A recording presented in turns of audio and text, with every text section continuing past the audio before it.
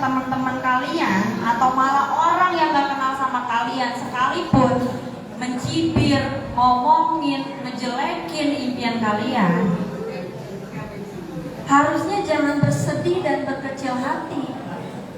Pernah gak ada teman yang ngeremehin impian kita? Pernah gak? Pernah. Sering banget. Dan ini baru terjadi sama Kak Wirda beberapa hari yang lalu. Kalau kalian pernah ngeliat ya, itu viral banget di TikTok. Impian Wirda Mansur gak masuk akal semua. Justru itu, impian itu harus gak masuk akal. Kalau masuk akal, bukan impian namanya. Impian itu namanya dreams. Dia harus berada 1 derajat atau malah 100 derajat di atas kemampuan kita, realita kita, dan keadaan kita. Bila seorang anak pejabat memiliki cita-cita pengen jadi menteri, itu impian atau enggak? Tetap impian, tapi orang akan ya emang wajar bapaknya pejabat, ya wajar lah dia bisa kepikiran mau jadi menteri. Maka bukan sesuatu yang miracle, bukan sesuatu keajaiban. Tapi mohon maaf, ini hanya sebagai contoh. Bila ada anak satpam, seorang satpam, lalu bercita-cita memiliki impian pengen jadi presiden, impian bukan. Dia berada 100 tingkat di atas keadaannya, ingat realitanya, dan apa lagi tadi? Kondisi, terus apa lagi? Kenyataan, nah itu baru disebut impian. Jadi kalau kalian bisa memikirkan sesuatu hal yang besar, yang hebat, padahal kalian tahu keadaan kalian itu jauh di atas itu, that means kalian tuh hebat karena bisa kepikiran jauh. Zaman sekarang dan gak banyak orang yang bisa berpikir seperti itu.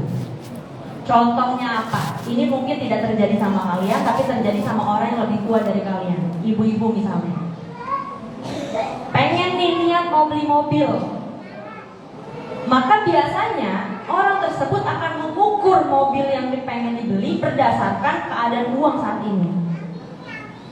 Oh, cuma cukup beli Avanza. Oh, cuma cukup beli Terios misalnya. Oh, cuma cukup beli apa lagi ya? Beli Xenia misalnya. Bukan maksudnya menyebutkan itu mobil jelek atau enggak, tapi berani nggak di saat dia tahu kondisinya emang nggak cukup beli Alphard, tapi bisa keluar omongan, nanti saya pengen beli Alphard, nanti saya bakal punya Lexus, nanti saya bakal punya Lambo, nanti saya bakal punya Ferrari. Mampu nggak dia?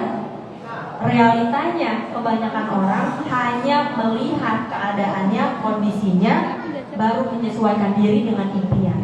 Padahal terbalik, bikin impian yang menyesuaikan kalian, bukan kalian menyesuaikan impian. Begitu harus. Makasih. Begitu. Kebalik, semua orang-orang itu kebalik sekarang. Ah, gue sih takut mau punya impian gede, lu kan tahu gue susah. Ah, takut sih gue, nah gue takut lah nyusahin orang tua gue. Ah, ini kan gue jelek nilainya, gue itu kebanyakan ini gitu. Enggak, ingat, bukan kita yang menyesuaikan impian, tapi impian yang menyesuaikan kita.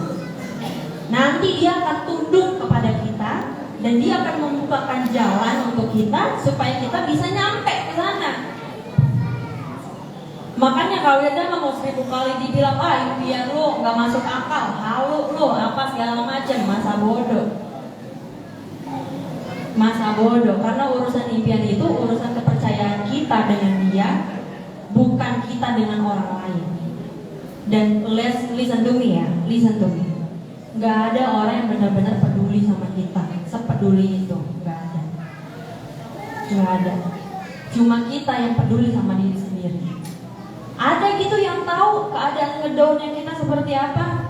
Buat anak-anak, yakin orang tua kalian tahu banget kalian? Enggak kan? Belum tentu kan?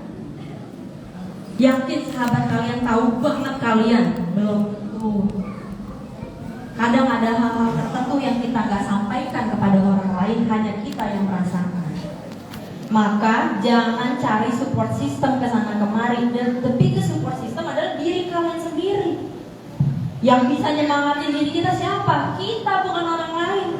Yang bisa menghibur kita siapa? Kita, bukan orang lain. Orang lain itu hanya sebagai influence.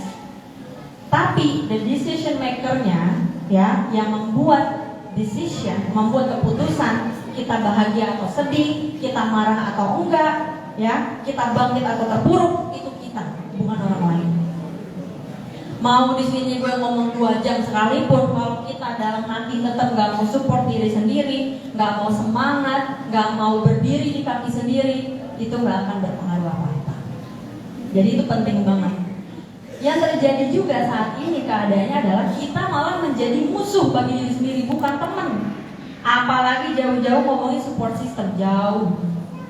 Kita malah musuhin diri sendiri, jadi haters bagi diri sendiri, jadi netizennya diri sendiri. Dengan cara apa? Dengan banyak overthinking. Emang maaf ya, emang gue ini bodoh, emang gue ini PA, emang gue mah kata orang udah susah, bodoh, jelek lagi. Udahlah, gak ada harapan buat gue. Nah, itu kita berperan menjadi musuh bagi diri sendiri. Maka jangan harap kita bisa melihat cahaya opportunity, cahaya keajaiban, cahaya kesempatan, cahaya kemudian chance, gak bakal ada. Rule number 1, harus menjadi apa tadi? Support system bagi siapa? Ya, dan itulah yang Kawirda lakukan, yang gue lakukan sepanjang hari, setiap hari. Dan banyak sekali gitu, banyak sekali. Kawirda mah gak pernah ya nunjukin gimana-gimana ke keluarga, walaupun lagi banyak hantaman kanan kiri, biasa aja, enjoy aja. Walaupun di Instagram ramenya kayak pantau, jalan aja sekarang nemuin orang. Gak ada tuh ketemu orang langsung yang ngata-ngatain, gak ada. Ketemu dengan senyuman-senyuman orang, sapaan orang, salam hangat dari orang, wah itu luar biasa banget. Tapi untuk bisa mendapatkan itu, Kawirda harus bisa support diri sendiri dulu. Wah susah bro, kayak gitu. Mending ya kita nggak mau adu nasib sih di sini. Tapi ingat ya, kadang-kadang kita tuh kalau terlalu menerima apa kata orang, lama-lama kita jadi terbawa sama mereka, nggak punya pendirian. Ada satu orang yang ngatain, maaf ya, lu goblok banget sih. Wah kita kepikiran, emang iya gue PA. Masa sih gue PA? Tapi ya udah kita lewat aja, udah biasa. Terus kita ketemu 3 orang yang sama ngomong seperti itu. 3 orang itu ngomong yang sama selama 3 kali pula ngatain kita PA. Lama-lama kita jadi percaya sama omongan mereka. Oh iya emang gue PA kali. Nah bayangin, yang ngomong seperti itu ke Kawirda ada jutaan orang di setiap platform. Di YouTube omongannya beda, di TikTok omongannya beda, di Instagram ngomongnya beda. How do I support myself then? Tapi akhirnya Kawirda menemukan satu jawaban. Selama beberapa hari kemarin Kawirda banyak duduk dan buka Quran. Jadi Kawirda tuh pengen gini loh. Ini bisa dicontoh sama teman-teman sekalian ya. Whenever I feel down, setiap kali Kawirda tuh merasa sedih, setiap kali gue ngerasa sedih, ngerasa ngedown, apa yang gue lakuin? Gue buka Quran, gue duduk, lalu gue diem. Ya Allah, talk to me. Ngomong dong sama saya. Ngomong dong, ada apa sih sebenarnya? Saya harus ngapain sih? Mesti gimana sih? Kudu kemana sih? Kudu gimana sih? Ini udah terlalu banyak nih, tapi saya gak akan mungkin diem. Tapi apa ya, saya tuh gak mau mendahului engkau ya Allah gitu. Talk to me. Nah, kebanyakan dari kita ketika kena masalah, kena overthinking, kita akan bertanya sama orang lain, bertanya sama diri sendiri, apa yang mesti dilakukan. Which is itu sebenarnya gak selamanya salah. Tapi kita punya Allah, jangan pernah mendahului Dia. Pada saat duduk diam, tentu nggak langsung dapat jawaban. Allah seperti kayak Nabi Muhammad ya Shallallahu Alaihi Wasallam mendapatkan wahyu wahyu. Enggak seperti itu ceritanya. Bukannya dapat jawaban, dipertemukan lagi sama masalah baru. Yang masalah kemarin aja belum ada jawaban, ditemuin lagi sama masalah baru, masalah baru, masalah baru. Sampai akhirnya I realize, oh mungkin ini cara Allah memberi jawaban. Tidak dengan solusi, tapi dengan masalah lain. Kenapa? Karena dari masalah itu, saya bisa belajar membenahi masalah yang lain. Membenahi lagi masalah yang lain. Dari apa? Dari belajar masalah yang kemarin. Dan to get to that point itu tuh butuh effort, butuh waktu, dan kamu tuh harus benar-benar ngebuka pikiran, gak boleh sempit pikiran. Sekali aja kita pikiran sempit, lalu benar-benar seperti tadi jadi netizen buat diri sendiri, kamu gak akan dapat cahaya apapun. No, you won't get anything. Kamu gak akan dapat apapun. Sampai akhirnya Kak Wilda niat nih, oke kalau gitu gue pengen hatamin nih Quran dari 1 sampai selesai. Dan bener-bener hatamin bukan cuma baca ayatnya doang, tapi baca artinya. Pengen bener-bener, ya Allah, ayo dong, talk to me. Apa nih, ada apa sih gitu. Sampailah Kak Wilda datang, masuk, baca, nyampe ke ayat surat Al-Baqarah 155 sampai 157. A'udzu billahi minasyaitonir rajim. Bismillahirrahmanirrahim. Ini Kak Wilda akan baca, nanti silakan teman-teman perhatikan gitu ya. A'udzu billahi minasyaitonir rajim.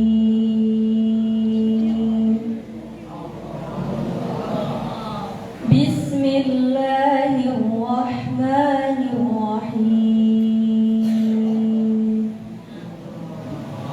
Pada saat kamu udah melihat ayat itu, baru sadar kemana aja gue selama ini. Apal doang tapi kagak tahu, sering baca doang tapi kagak ngerti. Dan mungkin inilah yang terjadi sama kita.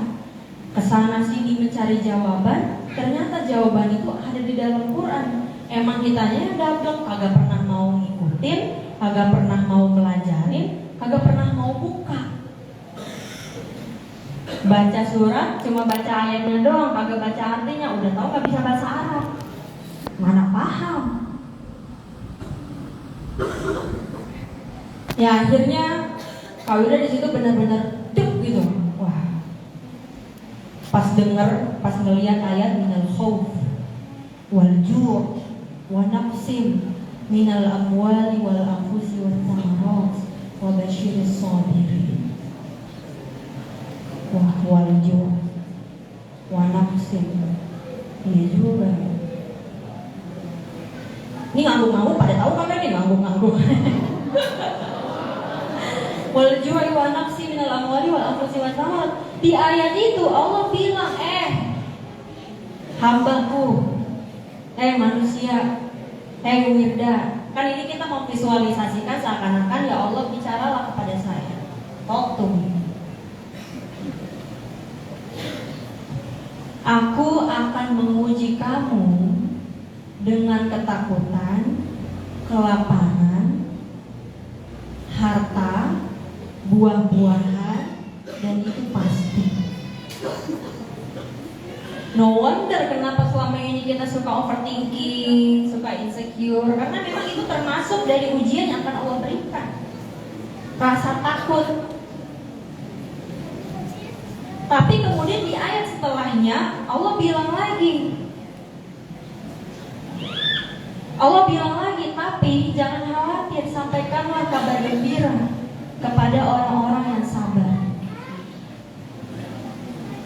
Jadi kuncinya memang ketika kita sedang menghadapi masalah, sedang menghadapi keadaan yang gelap gulita, menghadapi jalan yang sempit, menghadapi tembok yang tingginya segitu menjulang, sementara kita tahu kita tidak mampu, kita tahu kita ini serba kekurangan, kita tahu kita ini tidak sekuat yang orang bilang, kita tahu kita ini mengerti keadaan kita banget lah gitu. Oh, inna lillahi wa inna ilaihi raji'un. Kata Allah apa? Aku memang memberikan kamu Tapi cuma ada satu caranya. Salah satunya diantaranya adalah apa? Kembalikan saja kepadaku. Rasa overthinkingmu, rasa takutmu, ujianmu, masalahmu yang kamu hadapi. Innalillahi wa inna ilaihi raji'un. Sesungguhnya segala sesuatu datang dari Allah, kembali pula kepada Allah. Dari situ kawinnya udah oke. Kuncinya berarti cuma ini doang ya, ngebalikin ke Allah. Kesannya simple, kesannya mudah dilakukan, but it's okay. Habis itu di ayat selanjutnya Allah berfirman lagi, Ulaika alaihim salawatum min rabbihim wa rahmah wa ulaika humul Masya Allah. Orang-orang yang ketika diberi ujian dia bersabar, dia mau menjalani, dia bertawakal, dia kembalikan kepada Allah. Kata Allah apa? Kamu akan aku beri ampunan, keselamatan, rahmat, dan petunjuk. Ini kan yang dibutuhin banget sama orang-orang yang lagi petok. Mungkin teman-teman di sini yang masih pada kuliah kadang-kadang suka kepikiran ya, ini bayar semester gimana? Dalam keadaan tahu orang tua lagi nggak punya. Ini besok ada deadline bayar sekian, tapi uangnya belum kelihatan. Ini besok harus kesini kesana, mau daftar masuk kampus, tapi belum tahu nih arahnya kemana. Ini harus begini, harus begitu. Apa sih sebenarnya harus kita lakukan? Stop overthinking dan serahin semuanya kepada siapa? Dan selalu yakin aja bahwa setelah kita melewati fase itu akan ada hadiah dari Allah. Kenapa? Karena seperti yang Allah bilang, sesuai janjinya, diberi ampunan, diberi keselamatan, dan diberi rahmat sama apa? Petunjuk. Udah tuh hari-hari setelah selesai, biasa aja jalanin hari seperti kayak gak ada jawaban apa-apa. Seperti kayak gak ada jawaban apa-apa. Kadang kita ini kan orangnya berasa kerusuk, maunya hari itu juga harus ada jawaban. Kalau nggak besok dah paling lama ada jawaban. Kita harus tenang, mencari jawaban itu harus tenang. Dan inilah titik turning back atau turn back point, titik di mana gue ngerasa Allah benar-benar memberi petunjuk, memberi jalan. Dengan cara apa?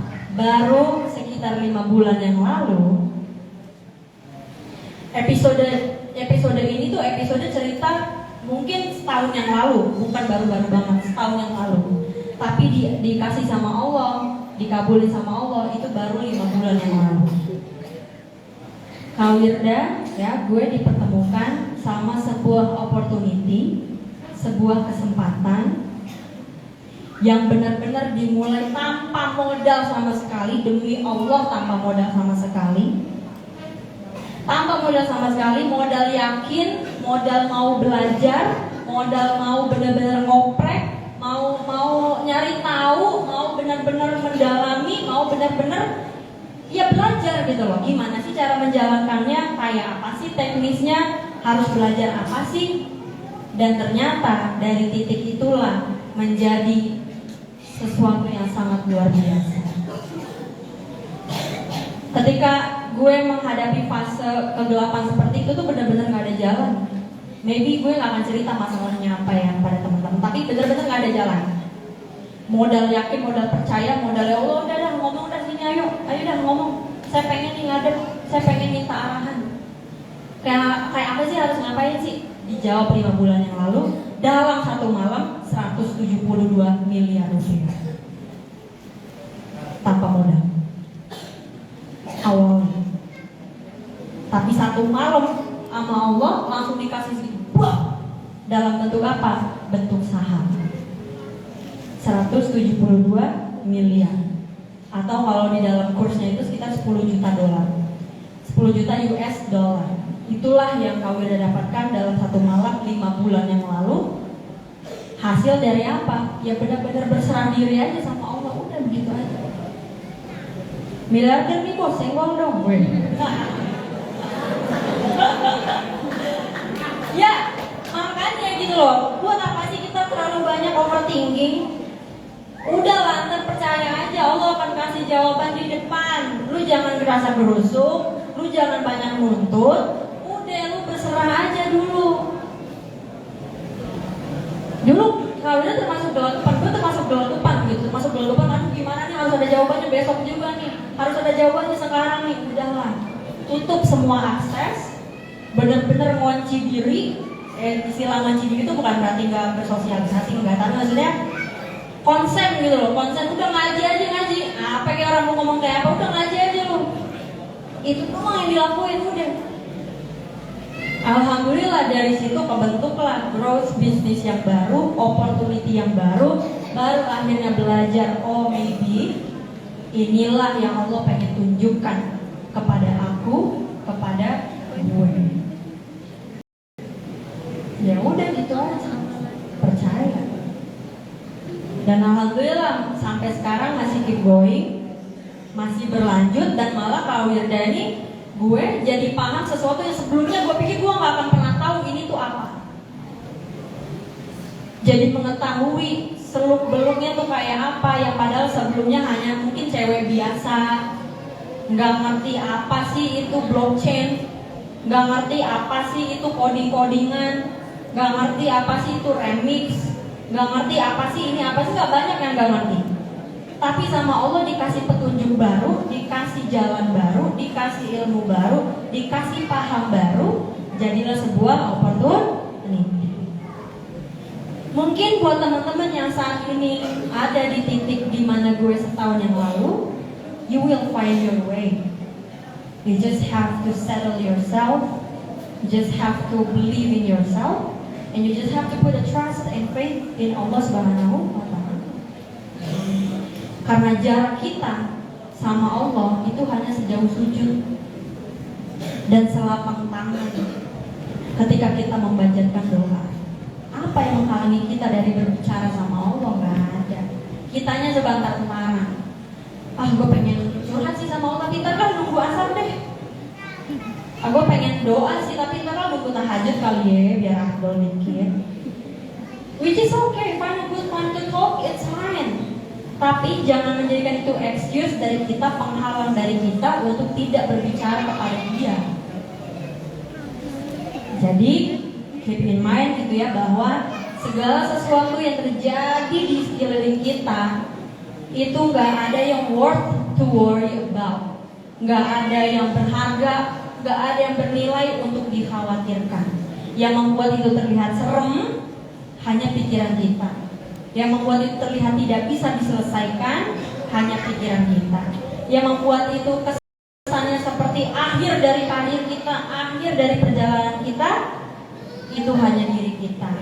Maka kita harus bisa menjadi support system terbaik dan mau benar-benar bergerak terus, mau benar-benar lari terus, mau belajar hal yang baru dan membuka diri, membuka pikiran.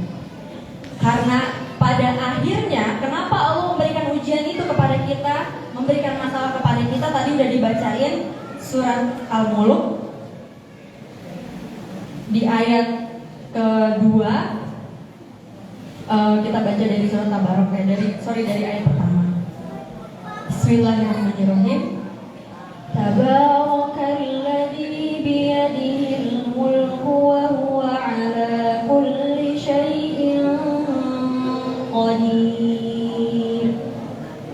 Alladzi khalaqal mauta wal hayata liyabluwakum ayyukum ahsanu amala. Terus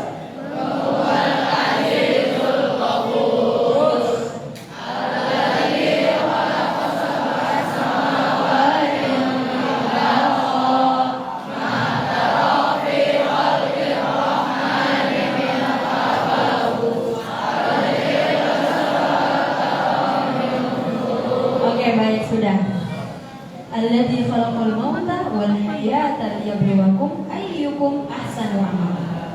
Point out ayyukum ahsanu amala, supaya bisa membedakan mana orang yang beriman, mana orang yang tidak beriman, mana orang yang paling baik di antara kalian. Itulah sebabnya dikasih ujian. Dari mana guru tahu siswa berprestasi? Dari ranking dong, dari konten, dari nilai. Ketika dikasih ujian, lu dapat nilai jeblok, apa nilai bagus? Wah, jeblok. Nah, begitu juga cara Allah memfilterisasi gitu ya hambanya. Mana nih hamba yang terbaik di antara yang baik, mana hamba yang the best out of the best, mana hamba yang the chosen one. Ya dari situ, dari dikasih ujian, ketika kita lolos menghadapi ujian itu dengan cara-cara yang sudah Allah kasih petunjuknya, maka kita termasuk apa tadi? Ayyukum ahsanu amala. Termasuk orang yang dipilih sama Allah, mendapat apa tadi? Dikategorikan menjadi yang terbaik di antara yang lain. Anyhow, mungkin itu yang bisa gue sampaikan pada hari ini. Sedikit banyaknya mudah-mudahan bisa menjadi output atau insight buat teman-teman semua, barangkali sedang ada di fase seperti itu. Terima kasih banyak untuk teman-teman semuanya. Habis ini kita foto